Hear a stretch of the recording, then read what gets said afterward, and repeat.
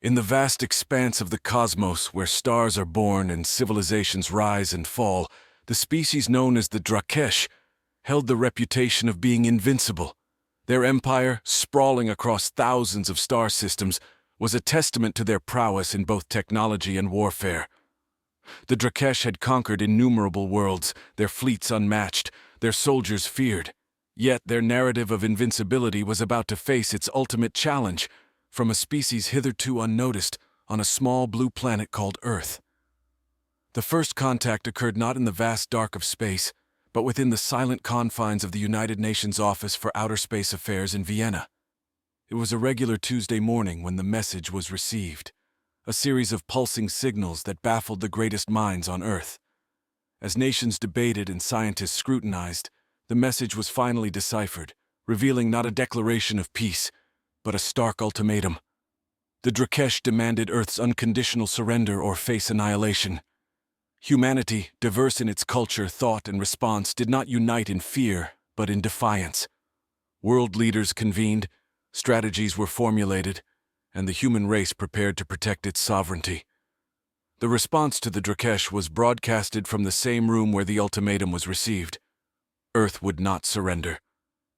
If war was the only language the dresh understood, then humanity would speak it fluently. As the dresh armada approached, the skies of Earth darkened under the shadow of their mighty ships. But Earth was ready. The advances in technology spurred by the dresh threat had accelerated human innovation. New weapons systems, interstellar ships, and defensive technologies had been developed at a frantic pace. The world watched as the first line of Earth's defense, the Orbital Defense Network, activated. Lasers, kinetic projectiles, and nuclear deterrents stood ready. The battle began over the Pacific Ocean, away from major population centers. The dresh, confident in their superiority, initiated the attack with a barrage of energy cannons that had decimated other civilizations. But humans had a different kind of strategy: unpredictability and a deeply ingrained instinct for survival.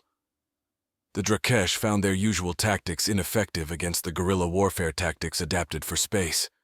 Human pilots maneuvered with reckless courage, and Earth's diverse military tactics began to frustrate the invaders. Amidst the chaos of battle, a new hero emerged for humanity: Captain Elena Marquez, commanding the newly minted starship USS Endeavour, led a squadron deep into the heart of the enemy formation. Her mission was audacious. The dresh regrouped beyond the orbit of Mars, their ships forming a grim assembly under the watchful eyes of Earth's satellites. Their first taste of defeat had not sat well with them, and their leader, High Warlord Krenath, issued orders with a seething fury. The Earth had surprised them, but they would not allow such insolence to go unpunished. The next target was clear: Saturn's moon, Titan, where Earth had its advanced research and mining facilities. Back on Earth, the mood was cautiously optimistic. The victory had bought precious time, and humanity wasted none of it. Under the leadership of Admiral Liu Chen, the United Earth Fleet began to fortify its positions throughout the solar system. The strategic importance of Titan was not lost on her. Its loss would deprive Earth of essential resources necessary for sustaining the war effort. As the dresh armada advanced towards Saturn, Earth's forces were spread thin, racing against time to reinforce Titan's defenses. The outpost on Titan, primarily a civilian and scientific community, was transformed overnight into a fortified stronghold.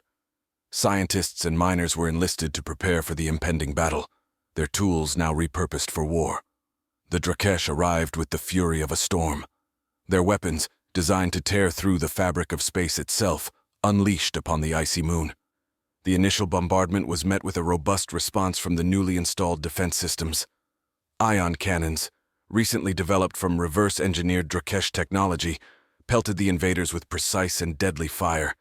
Captain Marquez, now a symbol of Earth's resistance, led a contingent of fighters from the USS Endeavour. They darted between the icy shards of Saturn's rings, using them as cover, striking at the dresh flanks in hit-and-run tactics. Each sortie was a calculated risk, but every successful strike fueled the morale of Earth's defenders. On the surface of Titan, the battle was just as intense. The dresh deployed ground forces, expecting little resistance from what they assumed were mere miners and scientists. However, they were met by a well-prepared militia, led by Dr. Eva Stolz, a brilliant engineer turned guerrilla leader. Her intimate knowledge of Titan's topography allowed her to orchestrate ambushes and sabotage missions, turning the moon's surface into a labyrinth of death traps for the invaders. In orbit, a fierce dogfight unfolded. The Drakesh, realizing the difficulty of their position, sent reinforcements. A colossal dreadnought, the Kravan, sliced through space towards Titan. Its presence was meant to be a death knell for the defenders, its guns capable of reducing the moon to rubble. Admiral Chen, aboard the command ship Unity, knew that the dreadnought had to be stopped at all costs. She coordinated a fleet-wide maneuver, a desperate gambit that involved slingshotting smaller ships using Saturn's gravitational pull to gain speed and ramming them into the Kravan. The operation was risky. The timing had to be perfect. As the smaller ships accelerated around Saturn, picking up velocity, the Drakesh dreadnought opened fire, unaware of the impending threat. Just as it prepared to launch its final assault on Titan, the first of Earth's ships made impact. The collision, followed by others, was cataclysmic. The dreadnought's shields flickered and failed under the barrage of kinetic energy, and the once mighty ship began to list, critically damaged. With the dreadnought incapacitated, the tide turned once more. The Drakesh, disoriented and demoralized, began to retreat, harried by Captain Marquez and her squadron as they fled through the rings of Saturn. The battle for Titan ended with the moon still in human hands. The victory was celebrated across Earth and its colonies, not just as a survival, but as proof of humanity's growing capability and resolve in the face of overwhelming odds. Titan had become a beacon of human ingenuity and tenacity, a symbol that the spirit of Earth could not only fight, but could also triumph against seemingly insurmountable forces. As the dust settled and the wounded were tended to, Admiral Chen and her officers reviewed their strategy. The war was far from over, and the Drakesh were undoubtedly planning their next move. But for now, Earth had shown that it would not go quietly into the darkness. It would fight, and it would fight hard. High Warlord Kranoth's command center was a fortress of steel and shadows, located in the heart of the Drakesh mothership orbiting beyond Mars. The recent failures weighed heavily on him, his species' aura of invincibility now tainted by repeated defeats at human hands. The Drakesh Council, a collective of the oldest and most powerful commanders, demanded immediate and decisive action. But Kranoth, once a herald of victory, now faced the specter of doubt, both from his peers and within himself. On Earth, news of the Drakesh faltering morale boosted human strategic planning. Intelligence, gathered through intercepted communications and espionage, hinted at a possible rift within the Drakesh command structure. Earth's leaders, recognizing an opportunity, planned a daring operation.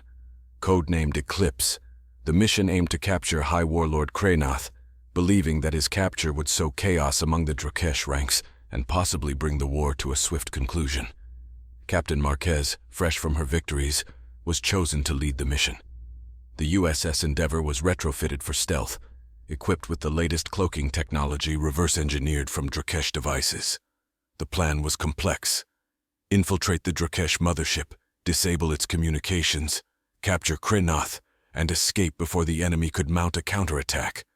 As the Endeavour approached the Drakesh mothership, hidden from view by its cloaking device, the tension among the crew was palpable. They were venturing into the heart of enemy territory, where any mistake could be fatal. The ship silently docked in an auxiliary bay. The infiltration team, led by Marquez herself, disembarked and moved swiftly towards their target. Inside, the mothership was a labyrinth of corridors and chambers, pulsing with the eerie glow of alien technology. The team, using a hacked Drakesh interface device, navigated through the maze, neutralizing guards with non-lethal force and avoiding detection. They reached the command center, where Kranoth was reportedly overseeing battle strategies. The confrontation was abrupt. Kranoth, surrounded by his elite guard, was startled by the sudden appearance of humans in the heart of his command.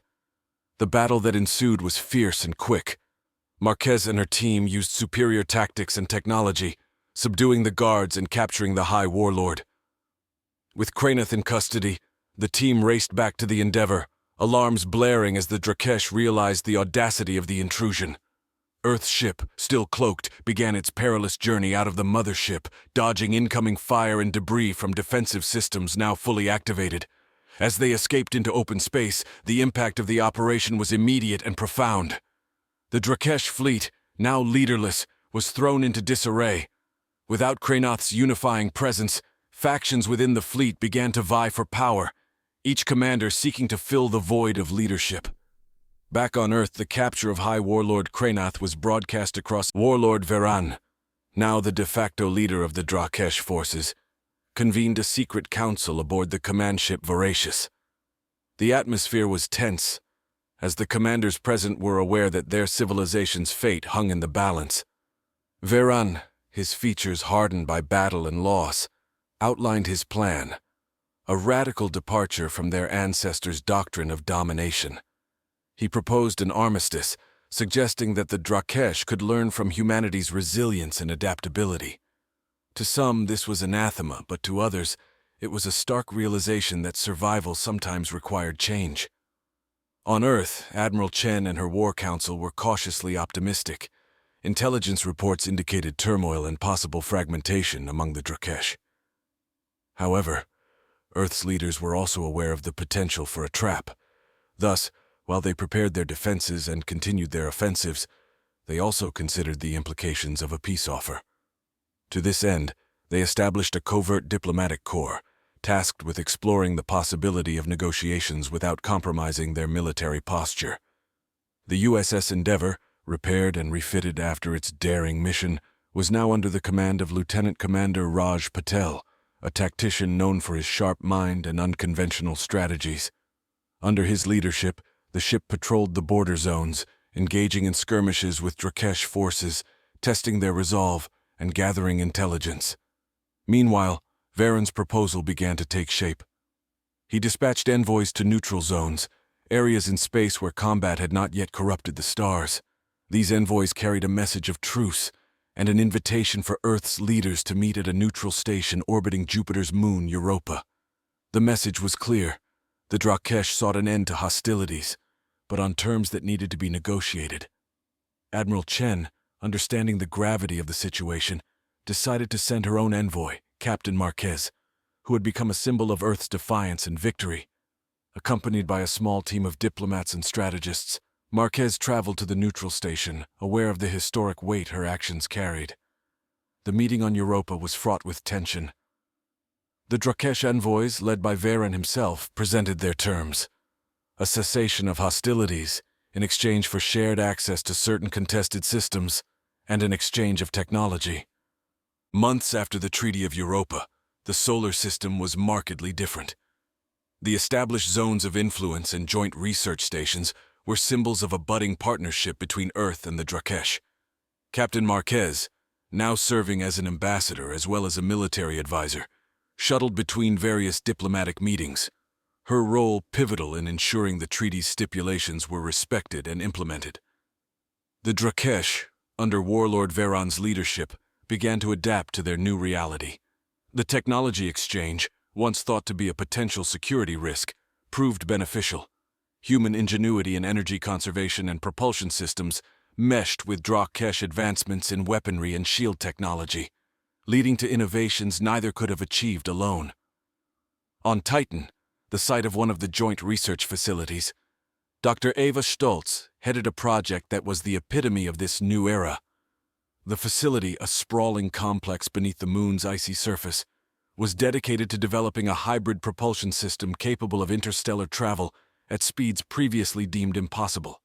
The project, dubbed Horizon, was a beacon of the combined potential of human and Drakesh science. However, not all was serene. Discontent brewed in corners of both civilizations. Among humans, there were factions that viewed the treaty as a surrender, a compromise of Earth's sovereignty. Similarly, segments of the Drakesh population, especially the warrior class, viewed the peace as a humiliation, a betrayal of their ancestors' legacy. Lieutenant Commander Raj Patel, still commanding the USS Endeavor, was tasked with patrolling the border zones. His encounters were often tense, a dance of diplomacy and power as he navigated both human and Drakesh dissidents. The ship's crew, a mix of both species, mirrored the larger effort of integration, embodying the potential for unity, but also the challenges it entailed. During one patrol, Patel encountered a distress signal from a Drakesh merchant vessel under attack by pirates, likely a cover for militant dissidents. The Endeavor responded swiftly, showcasing the strategic prowess of a joint crew. The rescue was successful, and the incident provided a public demonstration of the benefits of cooperation, swaying public opinion further towards peace. Back on Earth, Admiral Chen oversaw the construction of a new fleet, not for war, but for exploration and defense. These ships, equipped with the latest hybrid technology from Project Horizon, were symbols of Earth's renewed focus on discovery and deterrence rather than conquest. Amidst this backdrop of cautious optimism, a new discovery shifted the galactic narrative once more. A deep space probe equipped with Horizon technology transmitted images of a potentially habitable planet in a nearby star system. This discovery, named Gaia's Echo, became the focal point of human and Drakesh aspirations. Seeing an opportunity to solidify the fragile peace, Varen proposed a joint mission to Gaia's Echo, envisioning it as a new beginning, a chance to build a colony from the ground up, free from the histories and prejudices that had tainted their pasts. As preparations for the mission began, Marquez and Varen met on the observation deck of the Joint Command Station orbiting Earth. They looked out at the stars, reflecting on the paths they had taken. The risks were great, the uncertainties many, but the potential for a shared future, one built on the foundations of mutual respect and cooperation, seemed within reach. As the mission to Gaia's Echo became the focal point of the renewed partnership between Earth and the Drakesh, the entire galaxy watched with bated breath. The preparation for the mission involved not only technological and logistical planning, but also a significant diplomatic effort to ensure that all voices were heard. The joint expedition was seen as a testament to the possibility of a lasting peace forged from the fires of conflict. Captain Marquez and Warlord Varen, now seasoned diplomats, navigated the complexities of their roles with an understanding that they were not just preparing for a journey to another world, but also paving the way for a new kind of interstellar relationship. The crew for the mission was carefully selected to represent both species equally, embodying the spirit of cooperation that the Treaty of Europa had envisioned. On the eve of the departure, a grand ceremony was held at the launch site on the Moon. Representatives from Earth and Drakesh communities across the solar system gathered to witness what could be the dawn of a true universal alliance. Speeches were made, flags of both civilizations were displayed side by side, and a new emblem representing the joint mission was unveiled. The spacecraft, named Harmony, was a marvel of engineering, equipped with the latest technology from Project Horizon. Its design was sleek and robust, incorporating elements from both human and Drakesh aesthetics, symbolizing a blend of cultures and technologies. As Harmony launched, soaring past the Moon and out of Earth's gravitational pull, the people of both Earth and the Drakesh world stood in solidarity, watching the live feed broadcast across cities, habitats, and vessels. For many, it was a symbol of hope, a beacon of what could be achieved when former foes chose to explore the unknown together rather than face it apart. The journey to Gaia's Echo took several months, during which time the crew of Harmony conducted various scientific experiments and engaged in cultural exchanges. These activities were documented and shared with their respective populations, further solidifying the bond that the mission was creating. Upon arriving at Gaia's Echo, the crew found a world teeming with life, vast oceans, and lush landscapes. Initial scans indicated that the planet was not only habitable, but also rich in resources. This discovery was a double-edged sword, promising vast potential but also posing significant ethical and environmental dilemmas. Captain Marquez and Warlord Varen, aware of the delicate balance they needed to maintain, initiated protocols for sustainable colonization. They established the first settlement as a mixed community, with strict guidelines on environmental conservation and cultural respect. The settlement, named New Horizon, quickly became a symbol of cooperative living, studied and admired across galaxies. As years passed, New Horizon grew, both in size and in significance. It became a hub for interstellar trade, diplomacy, and education, attracting beings from all over the galaxy. The success of the colony prompted further joint missions, leading to a new era of intergalactic cooperation, spearheaded by Earth and the Drakesh. Back on Earth and the Drakesh homeworlds, the shift towards a more collaborative and peaceful society was not without its challenges, but the success of Gaia's Echo provided a constant reminder of what could be achieved. Captain Marquez retired from her post, her legacy one of courage and diplomacy. Warlord Veran, having transformed his people's perception of strength,